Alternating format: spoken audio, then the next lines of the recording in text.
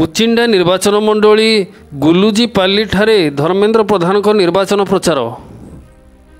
संबलपुर जमनकीरा फासिमआल गुलुजीपाली ठारे अनुष्ठित हो जाइछि निर्वाचनी प्रचार। एथिरे धर्मेंद्र प्रधान जोग देइथिले। तांको सहित रवि नारायण नायक, सुनील मुडुली, शिशिर पट्टनायक, दुष्मंत नायक, वीरेंद्र चौधरी, ओडिया फिल्म एल्बम हिरो विक्रम केसरी, इप्सिता दास, लोक जनशक्ति पार्टी शरद चंद्र रणबीड़ा, ब्लॉक सभापति नरेंद्र साहू, एमएलए प्रार्थी सोगेंद्र बाग, नलिनी सेनापति, हरमोहन पटेल उपसभापति इत्यादि 20 जन बीजेपी पार्टी को समर्थन करथिले। संबलपुर नरेंद्र साहू को रिपोर्ट, जागृत भारत न्यूज।